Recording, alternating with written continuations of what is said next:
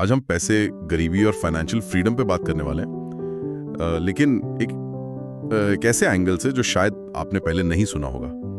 हमारे हाथ एक किताब लगी है जिसका टाइटल ही अपने आप में एक चैलेंज है, money won't make you rich, मतलब पैसा आपको अमीर नहीं बनाएगा। और ये टाइटल और भी दिलचस्प हो जाता है जब हम लेखक के बारे में जानते हैं, संडे अडलाज़ा।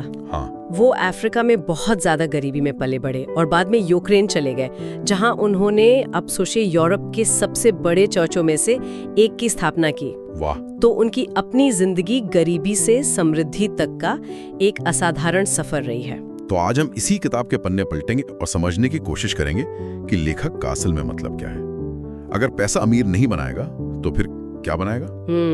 किताब पैसे और समृद्धि के बीच एक बहुत बड़ा फर्क बताती है और आज हमारा मिशन उसी फर्क की गहराई में उतरना है। तो चलिए सीधे मुद्दे पर आते हैं। पैसा आपको अमीर नहीं बनाएगा। ये सुनने में ही थोड़ा अजीब लगता है क्योंकि हम तो यही सोचते हैं कि अमीर होने का मतलब ही है बहुत सारा पैसा होना। तो इस विचार को कैसे समझें? ये इस किताब का सबसे कह सकते हैं सबसे बड़ा और बुनियादी आइडिया है। लेखक पैसे यानी मनी और समृद्धि यानी वेल्थ को दो बिल्कुल अलग चीजें मानते हैं। अच्छा। उनके हिसाब से पैसा यानी जो नोट और सिक्के हैं वो सिर्फ एक टूल है, एक साधन, लेन देन का एक जरिया। बिल्कुल। जबकि असली समृद्धि यानी वेल्थ वो पैसों से कहीं ज्यादा गहरी चीज है। ज्यादा गहरी चीज मतलब समृद्धि का ताल्लुक आपके चरित्र से है, आपकी वैल्यूज, आपके गुणों से है। ओके। किताब का तर्क है कि अगर कोई इंसान अंदर से यानी अपनी सोच और अपनी आदतों से समृद्ध नहीं है तो बाहर का पैसा उसे अमीर बना ही नहीं सकता। बिल्कुल, वो पैसा ही उसे बर्बाद कर देगा। इसीलिए किताब में एक और चौंकाने वाली बात कही गई है। क्या? कि पैसा आने से पहले आपको अमीर होना चाहिए। ये तो और भी कंफ्यूजिंग है। पैसा आने से पहले कोई अमीर कैसे हो सकता है? ये तो सुनने में बिल्कुल उल्टा लग रहा है। बिल्कुल। इसे समझने के लिए लॉटरी विजेताओं का उदाहरण सबसे अच्छा है। रिसर्च बताती है कि ज्यादातर लॉटरी विजेता कुछ ही सालों में सारा पैसा गमाकर वापस वहीं पहुंच जाते हैं जहां से उन्होंने शुरू किया था, बल्कि कई बार तो उससे भी बुरी हालत में। हाँ बिल्कुल। ऐसा क्यों होता है? क्योंकि उन्हें पैसा तो मिल गया लेकिन उस पैसे को संभालने वाली जो आंतरिक समृद्धि है वो उनके पास थी ही नहीं। मतलब अनुशासन, ज्ञान, वो सब। हाँ, अनुशासन, ज्ञान, सही मानसिकता। किताब कहती है कि पैसा एक बहुत अच्छा सेवक है लेकिन एक बहुत ही बुरा मालिक। बिल्कुल। अगर आप उसे कंट्रोल नहीं करेंगे तो वो आपको कंट्रोल करने लगेगा। मतलब असली खेल मानसिकता का है और ये मानसिकता सिर्फ अमीर बनने के लिए ही नहीं बल्कि गरीबी से बाहर निकलने के लिए भी जरूरी है। किताब में गरीबी के कुछ आंकड़े भी दिए गए हैं जो वाकई हैरान करने वाले हैं। हाँ, और वो आंकड़े हमें समस्या की गंभीरता का एहसास कराते हैं। जैसे दुनिया के लगभग 3 अरब लोग हर दिन $2 मतलब करीब 160-70 रुपए। हाँ, उतने से भी कम पर गुजारा करते हैं। और गरीबी से जुड़ी बीमारियों और भुखमरी से रोजाना 50,000 मौतें होती हैं। 50,000 हर रोज। किताब में एक अमेरिकी परिवार और एक नाइजीरियाई परिवार की संपत्ति की तुलना भी की गई है जो इस अंतर को साफ दिखाती है। अमेरिकी परिवार के पास घर, गाड़ियां, सैकड़ों चीजें हैं, जबकि नाइजीरियाई परिवार के पास मुश्किल से खाना पकाने के कुछ बर्तन और कुछ औजार। और आमतौर पर जब हम इतनी बड़ी असमानता देखते हैं तो हम सिस्टम को दोष देते हैं, है ना, बाजार अर्थव्यवस्था को। लेकिन किताब इस आम धारणा को भी चुनौती देती है। बिल्कुल। लेखक का कहना है कि सिर्फ सिस्टम को दोष देना वो आसान है लेकिन ये अधूरा सच है। अच्छा। वो उदाहरण देते हैं कि नाइजीरिया दुनिया का 9वां सबसे बड़ा तेल उत्पादक है और दक्षिण अफ्रीका हीरों का। ये दोनों बहुत कीमती संसाधन है। सही बात है। फिर भी इन देशों में इतनी गरीबी क्यों है? तो समस्या सिर्फ संसाधनों की कमी की नहीं है बल्कि मानसिकता और ज्ञान की कमी की है। और इसी संदर्भ में किताब एक और बहुत प्रचलित विचार की आलोचना करती है जिसे प्रॉस्पेरिटी गॉस्पेल या समृद्धि का सुसमाचार कहा जाता है।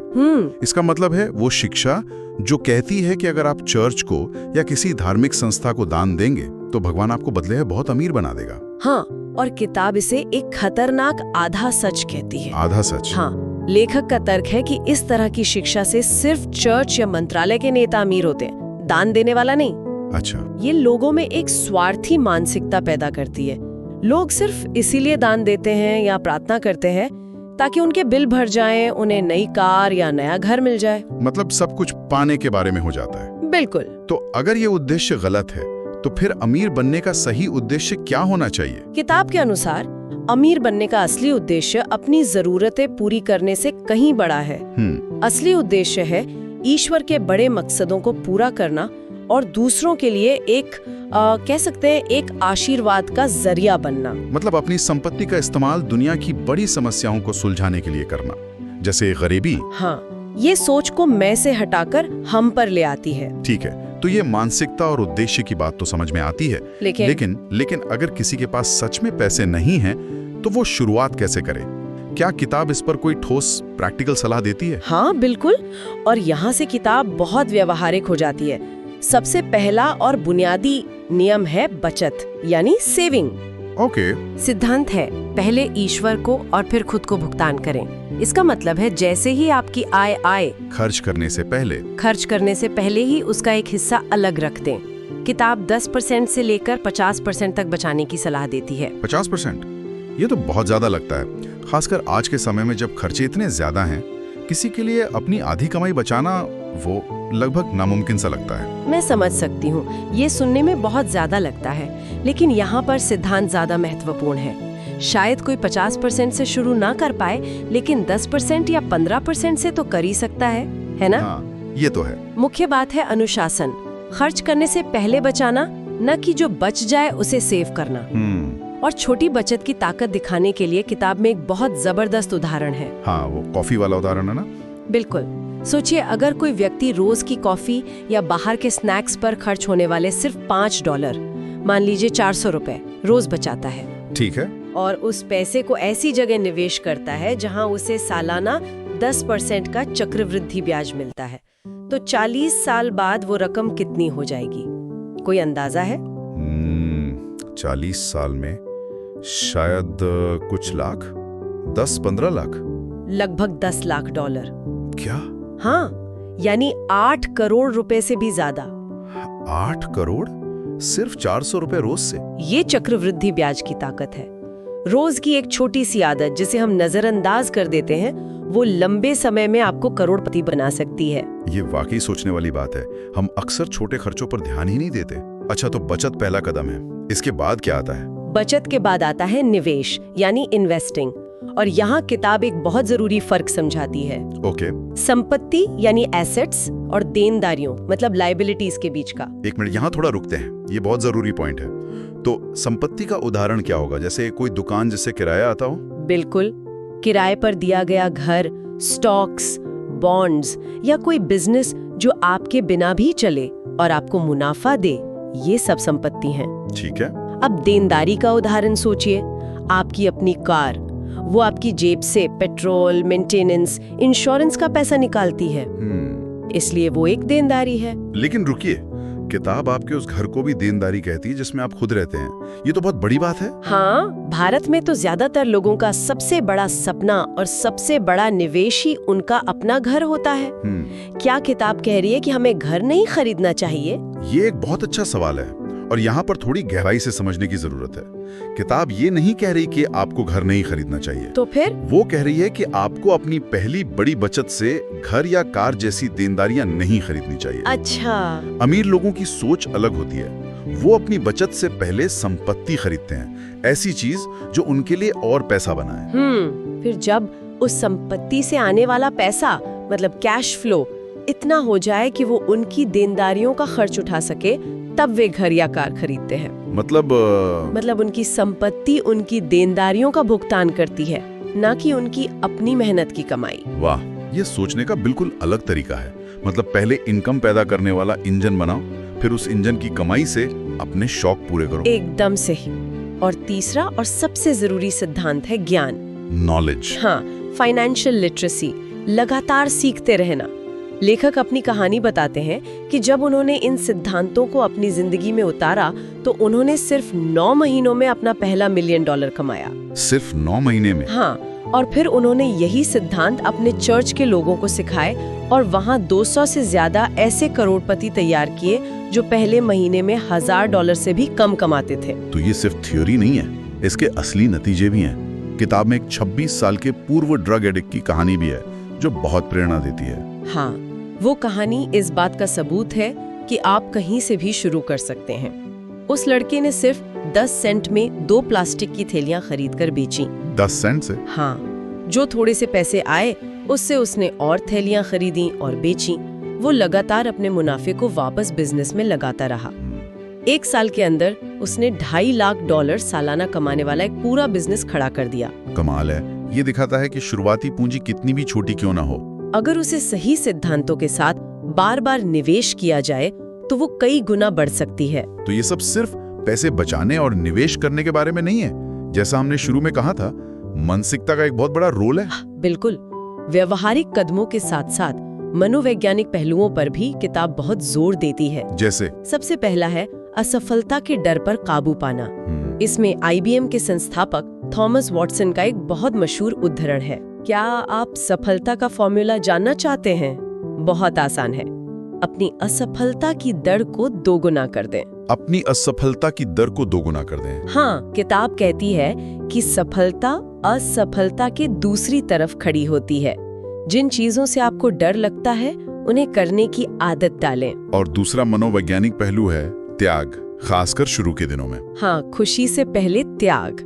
किताब का कहना है कि अमीर लोग अपनी पहली कमाई को दिखावे वाली जीवन शैली, बड़ी गाड़ियों या महंगे कपड़ों पर खर्च नहीं करते। अच्छा। ये काम गरीब लोग करते हैं अमीर दिखने के लिए। वे ऐसी देनदारियां खरीद लेते हैं जो उन्हें हमेशा के लिए गरीबी के जाल में फंसा देती हैं। इस बारे में किताब का कोई नियम भी है ना? हाँ, एक बहुत सीधा सा नियम है। आप किसी लग्जरी या आनंद की चीज पर जो भी राशि खर्च करना चाहते हैं उससे पहले आपको उसका 10 गुना कमा लेना चाहिए। 10 गुना? मतलब अगर आप 1 लाख का फोन खरीदना चाहते हैं तो पहले 10 लाख कमाइए? बिल्कुल। ये नियम आपको अपनी हैसियत से ज्यादा खर्च करने से रोकता है। और अंत में ये सब आकर जुड़ता है उद्देश्य से, आपके क्यों से। बिल्कुल। वित्तीय सफलता का असली मजा तब है जब वो किसी बड़े उद्देश्य को पूरा करने का एक साधन बन जाए। और ये उद्देश्य हमेशा दूसरों की सेवा करने, किसी समस्या को सुलझाने से जुड़ा होता है। जब आप पैसा कमाने को एक बड़े मिशन का हिस्सा बना लेते हैं तो पैसा आपका लक्ष्य नहीं रहता, सिर्फ एक टूल बन जाता है। हाँ, और तब आप उसके गुलाम नहीं बल्कि मालिक बनते हैं। तो आज की इस पूरी चर्चा को अगर समेटें तो इसका सार क्या निकलता है? हमने एक बहुत ही अजीब लगने वाले विचार से शुरुआत की कि पैसा आपको अमीर नहीं बनाएगा, और हमने देखा कि सच्ची समृद्धि पैसों से कहीं बढ़कर है। यह चरित्र, अनुशासन और एक उद्देश्यपूर्ण जीवन के बारे में है। सही कहा।